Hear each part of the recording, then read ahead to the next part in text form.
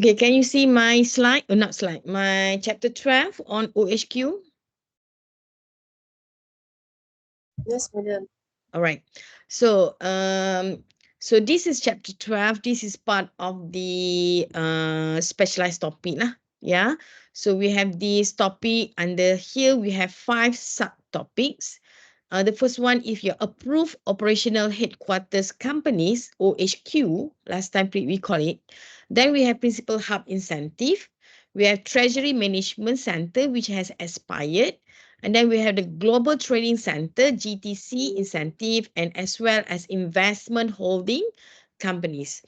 So if you look at the first 4 topics, all right, I think that number 1 and number 3, you don't have to cover because it's already expired. Yeah, so we're going to look into number 2, which is the Principal Hub Incentive, and number 4, Global Trading Center. And we also have the investment holding companies. So I'm not sure why the investment holding companies, topic number 5, is in this chapter 12, because IHC is not part of the incentive, right? So the others to topic to macam given incentive to companies. If they will, for example, if they are actually, they can apply for principal hubs, or they can go for incentive under global trading centers. But investment holding in companies is not an incentive, I would say, but it's a special kind of company, all right, where the tax treatment is a bit different from the normal corporate tax that we have been doing all this while. Yeah, so but we go into, because this fall under chapter 12, so we'll cover all these 3 items. Yeah, so if you look at your chapter 12 here, the first topic, which is the approved operational headquarters companies, all right,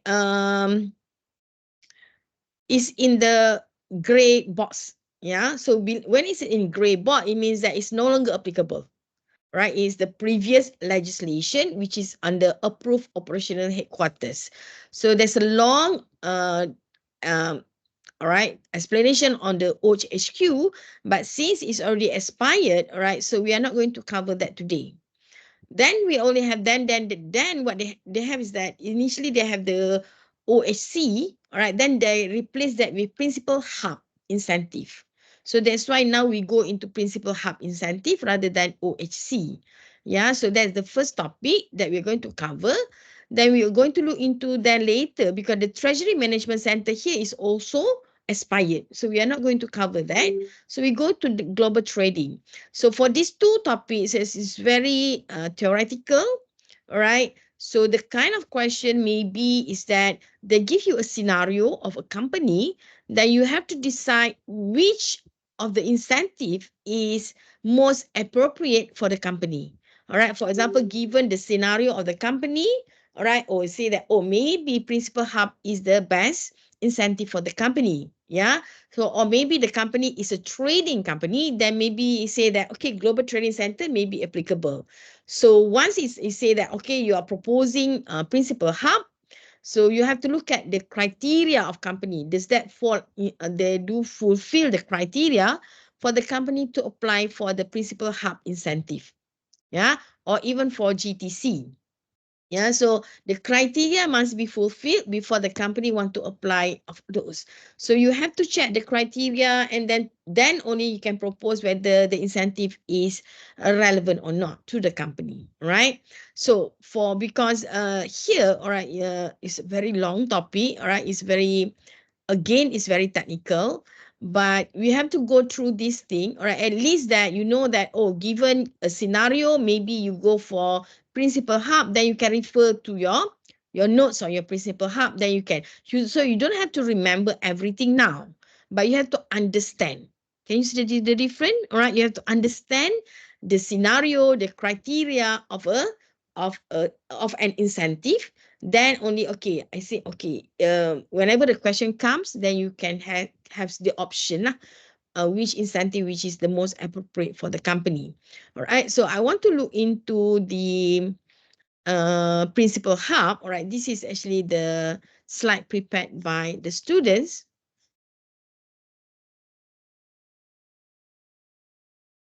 All right, Principal Hub, which is prepared by Sharifah, Nur Amelia Shuhada, and Nur Iman Nurina. So these are the previous semester punya student lah. So again, I would like to thank the student for this very useful PowerPoints that can help me with my teaching. Okay, so there are two here, Principal Hub and Global Trading Center, and we have another topic, which is the investment holding company. Is another slide. Okay, Principal Hub. What is a Principal Hub? Principal Hub is a company which is a locally incorporated company that use Malaysia as a base for conducting its regional and global business operation. So it means that it must be a Malaysian company, right? And for company in Malaysia, whenever you want to apply an incentive, you must be a resident company. So in order for this, all right, understood that local company is a resident company if you want to apply for this principal hub. So looking at the word hub, a principal hub, it means that you use Malaysia as the base, all right, for you to conduct the regional and also the international business operation, right? So if you have that, if you are actually providing that kind of services, all right, principal hub may be a good option for the company, all right. Effective date of application, look at this, right? You can apply to be a principal hub or to utilize the principal hub incentive, right? But the application must be submitted to MIDA, Malaysian Investment Development Authority, from January 2021 to 31st December 2022. So that's only for 2 years period. Yeah, 2 years period. Hold on. And focus kejap. Do not disturb. Okay. So this is only for 2 years. So it means that by now it's already 2024, right? So looking at the first incentive, it's already expired.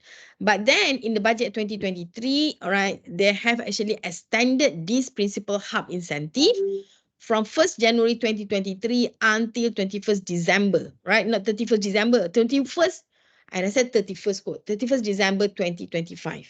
Yeah, so maknanya ada extension for another 3 years. So now 2024 means that company may still apply for a principal hub incentive. Right. Who are eligible for PH incentive 3.0? All right, because they put company into two categories. Category A is a new company. Yeah, new company could be a manufacturing company. It could also be a service company. For category B is an existing company. Similarly, these as company are manufacturing or company that provide services, right? So for category A, it means that for the new company, you are eligible for two-tiered exemption. What do you mean by two-tiered exemption? Means that the exemption given to you, whatever income which is exempted, you can use it to declare your dividend at two-tier level. Yeah, that's what I mean by two-tiered exemption on the SI, on the level of commitment by the company.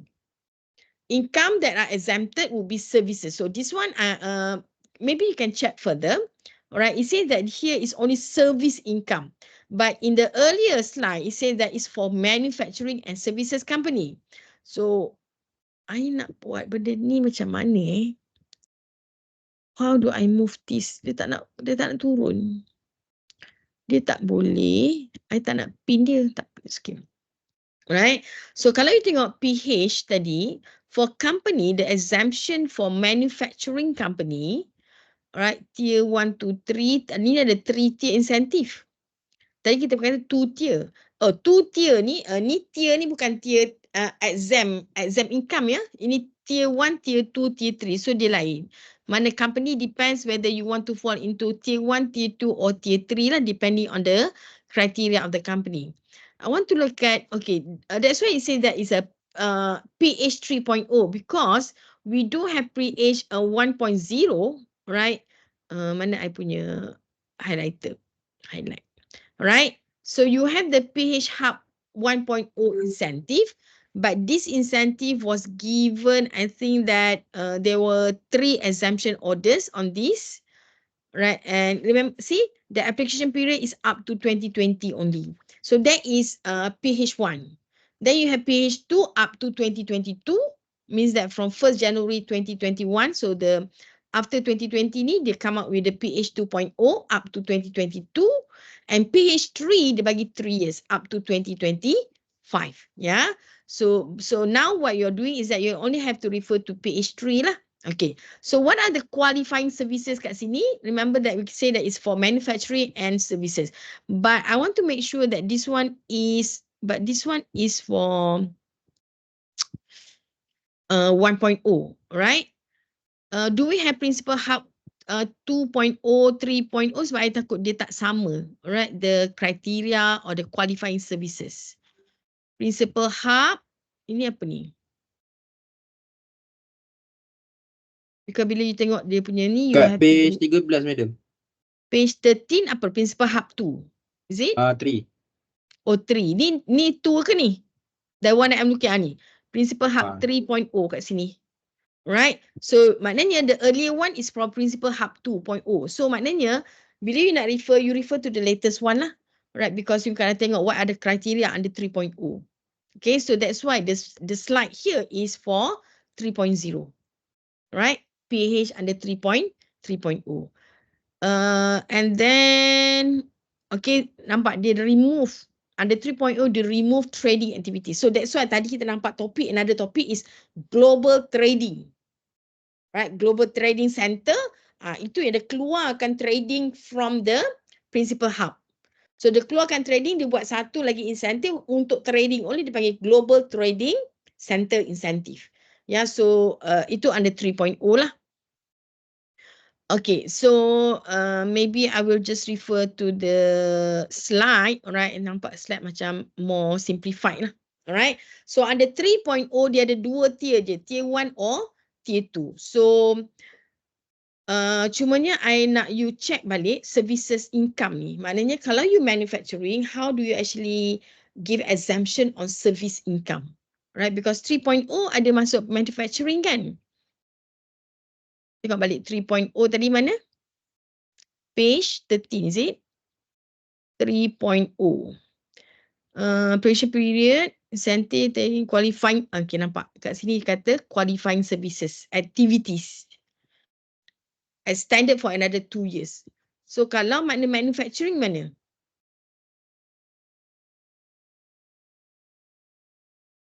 Removal of trading. So, under GTC now. And then you apply to MIDA. And this one is the new period under 3.0. You have a guideline on Principal Hub. Alright, so kat sini nampak. New company masih lagi manufacturing and service company. A new locally incorporated company under category A, which does not have an existing entire, right? So you can apply for PH, right? So they are the tier 1, tier 2, 5 years, or you have extension another 5 years. Tier 1 pun memang 5 years and plus 5 years. So what's the difference between tier 1, tier 2? Nanti kita tengok benda tu. So the difference now is that generally tier 1 you ada 0% tax rate. So whatever income, statutory income yang you have is a 0%. So means that whatever SI is exempted. So bila you exempted, maknanya whatever SI tu akan go into your exempt account lah. Alright, but tier 2, right, there are still 5% tax rate, but again it's better because the normal tax rate is 24%. Right, but in this case, the statutory income is taxed at 5%. But the type of income exempted, nampak, would be services income derived from the qualifying activities. So that's why I wonder how do we actually looking into the manufacturing tu lah. Alright. Okay, category B is on the existing company. Yeah, existing company. So that's different. So coming back looking, because I have to go back here and there, yeah, so that kita nampak. Bila you tengok slide tu, where actually the source of the slide. So sometimes you have to check juga because sometimes it's not all the information in the slides, right, is similar to what is. Of course, they use MIPA tax guide as a reference in order for them to prepare. But sometimes you kena check jugalah both sides, yeah. Okay. Network company. Alright, I think that I'll come back to this. Okay. So dia kata dia tier sama tadi yang kita kata 0% and 5%. Boleh tak? Okay. Okay, and then category A is for the new companies. Right, tier 1, tier 2 juga, tax rate 0 and 5. Okay. These are the qualifying conditions, right? It says that for you to apply for PH, right, whether it's tier 1 or tier 2, the difference is that, for example, high value job with basic monthly salary at least 5,000 ringgit. So kalau you tier 1, you require at least 50. Nampak? 50 employees lah with a minimum salary of 5,000, and this kita panggil high value job.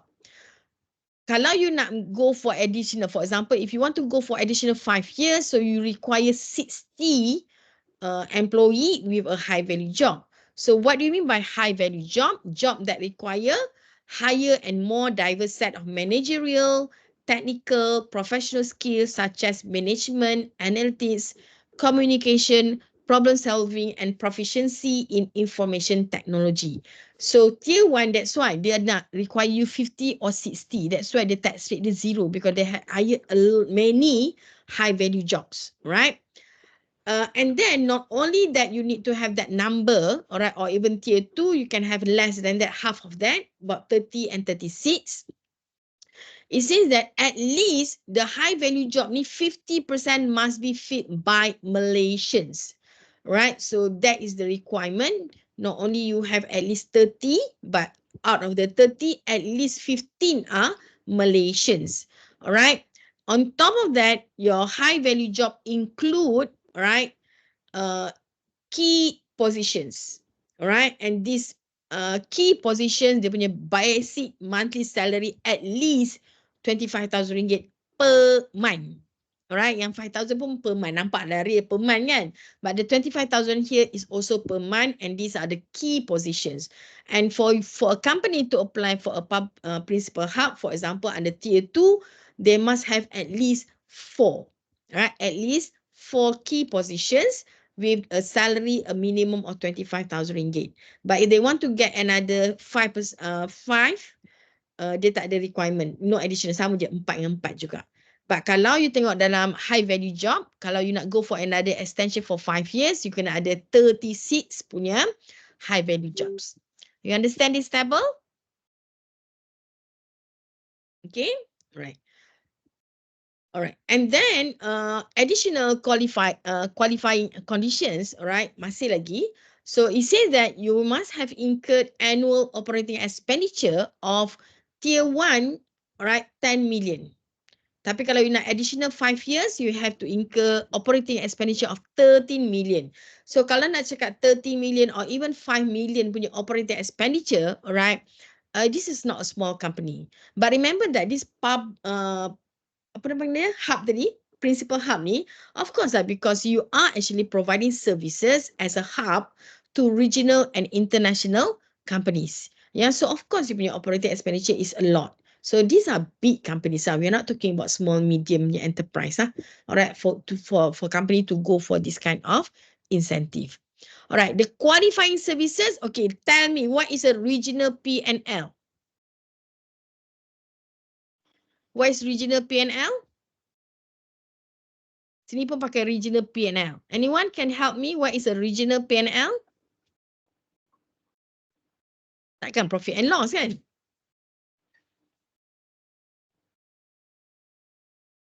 Anyone?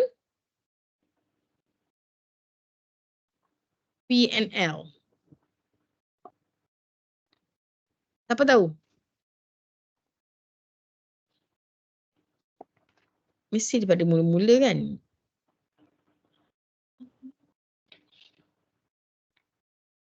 Mana lagi satu lah?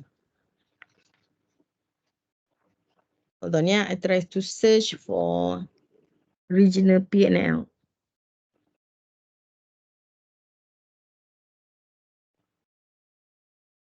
Adalah pula. Regional P&L sama juga. Oh, memang regional profit and loss. What is that? Qualifying services, regional profit and loss. Strategic service is regional profit and loss or business unit management. Cakap tak, kalau profit and loss P&L tu kan. Tapi punya betul regional profit and loss. Okay, never mind lah. Okay, just we take it as it is lah. Ya, regional profit and loss maknanya dia buat apa? Sometimes company outsource ke provide services to prepare their profit and loss the accounts lah. or business unit management, strategic business planning, and corporate development.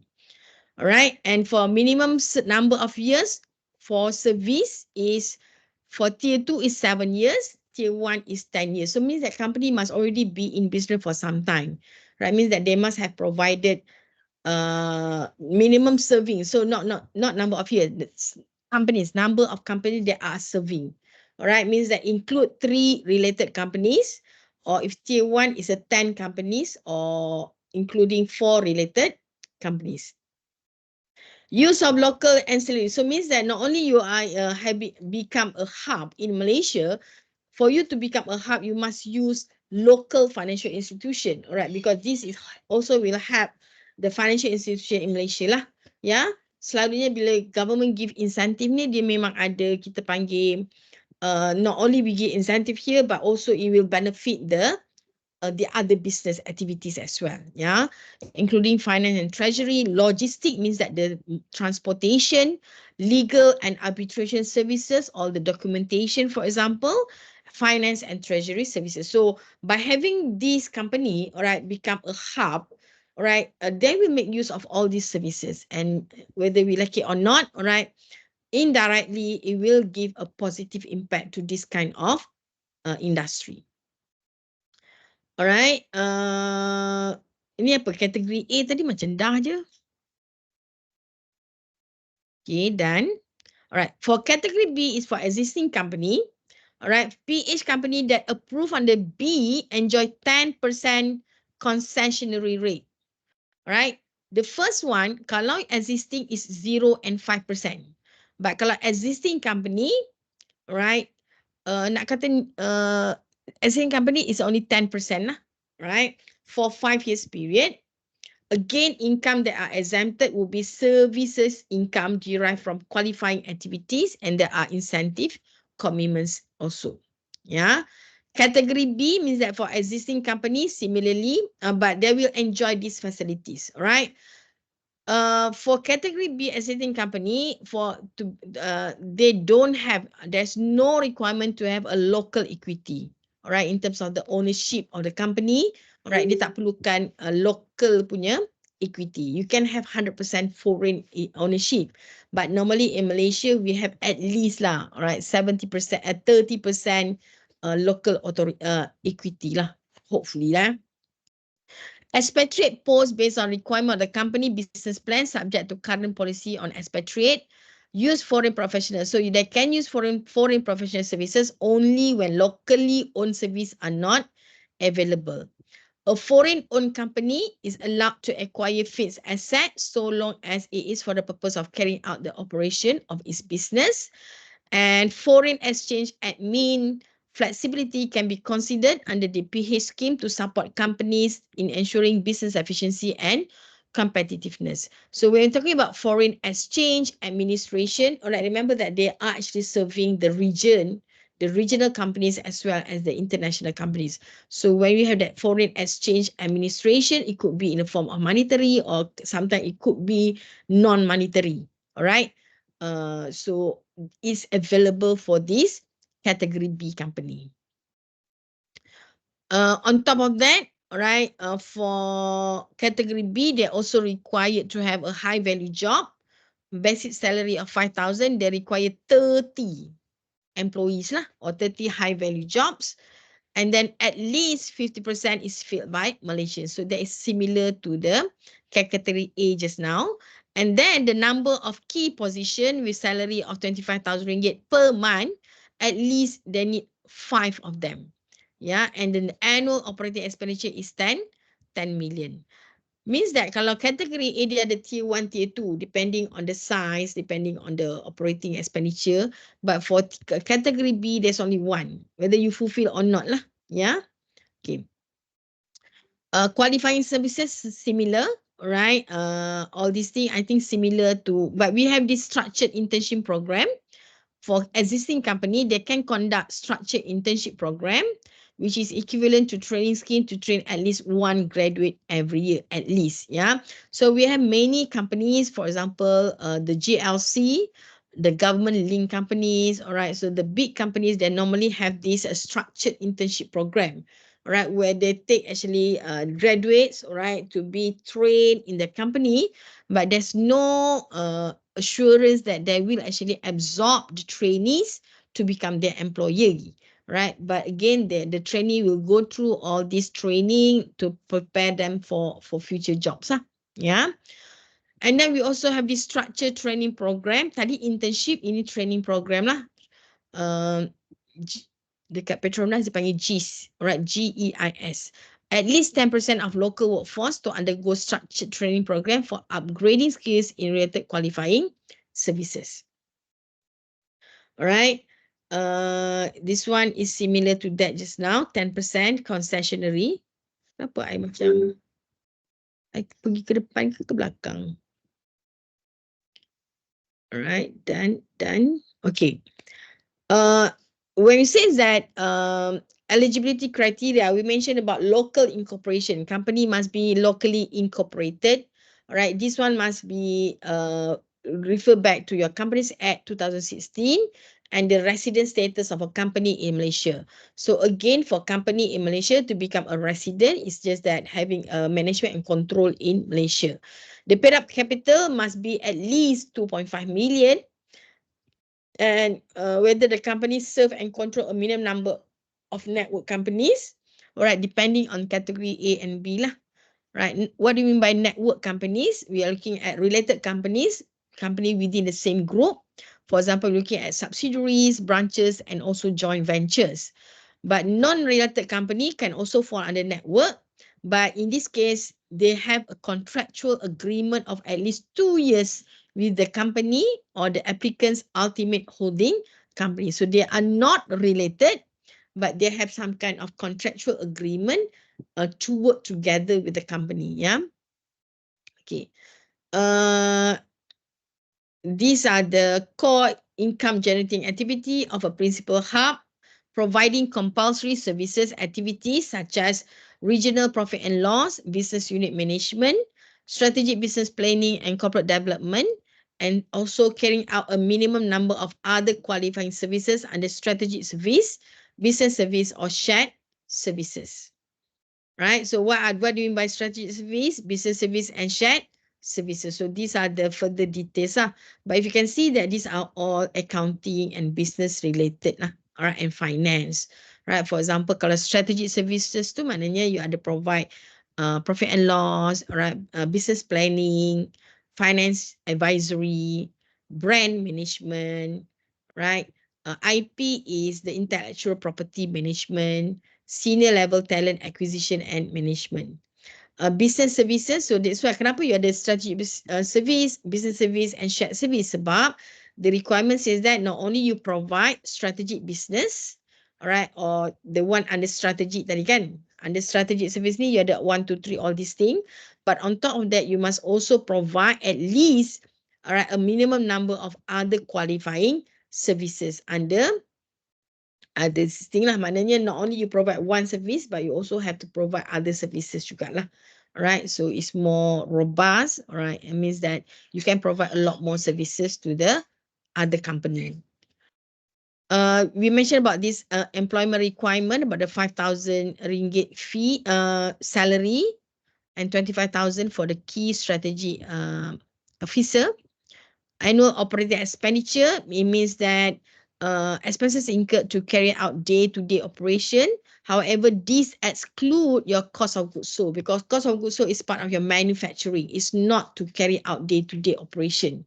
Yeah, so normally kalau accounting kan kita dah divide you punya COGS is part of your sales, right? But then the operating expenditure, all this your remember the classification tu management ke ataupun sales ke, alright, all these things fall under the operating expenditure. Okay, and then we also have this for you to undertake structured internship lah, as mentioned earlier. Applicant company is the planning, control and reporting center for the qualifying services. Malaysian owned, alright, we have is encouraged to provide headquarters related services and expertise to their overseas companies.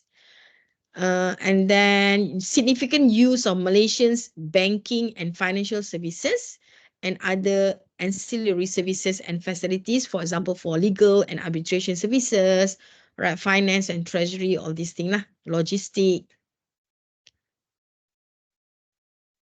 Right. So I have actually we have discussed this earlier, kan, in the form of table just now. So it's the same information. Let's move this. All right. Okay, mechanism. Right. When it means that when first, before you want to apply for this PH incentive, all right, you must check whether you fulfill the criteria or not. Right. In terms of the incorporation, in terms of the employees, in terms of the services, in terms of your operating expenditure, all these things you have to look into first before you decide you want to apply for Principal Hub.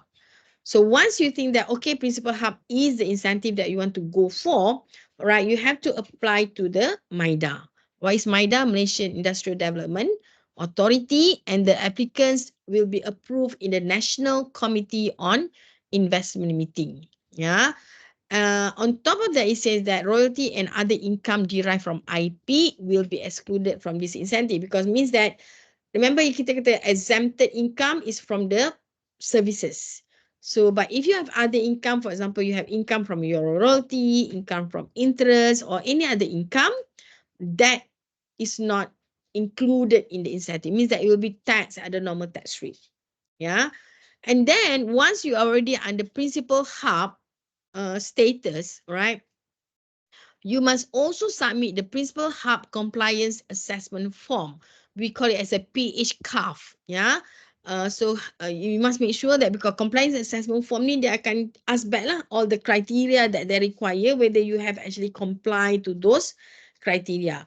And this form must be submitted within 6 months from the date of the financial year end to MIDA annually. Means that if your year end is 31st of December, right, following your year end, you are given 6 months to submit the PH card to MIDA, right? An approved PH company must comply with the stipulated condition throughout the exemption period. So remember, the exemption period is 5 years, so it means that you must have the number of high value job for such, the number of high value job, for example, for the 5 years period must meet the minimum requirement. What if you fail, right?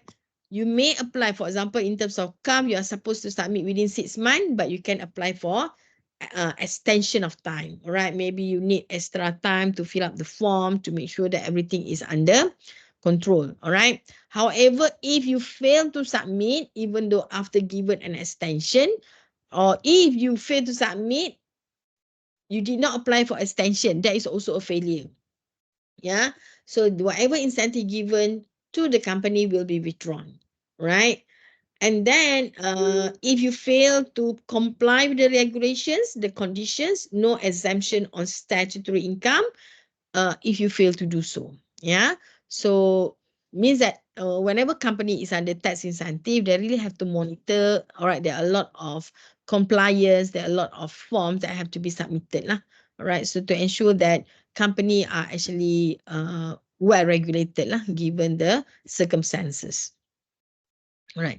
So reason incentive shall not be applied. Remember that whenever you want to go for a tax incentive, normally you can only have one incentive at a time. So if, for example, you already have made a claim for reinvestment allowance, so RA is one of the tax incentive given to company. So kalau you already under RA, you cannot go for public for Principal Hub, right? You cannot have two incentive at the same time. It's a mutually exclusive. Or you have been granted any other incentive under Promotion of Investment Act, katalah pioneer status ke, ITA ke, or any other incentive, yeah. Being granted an exemption, right, under section 127.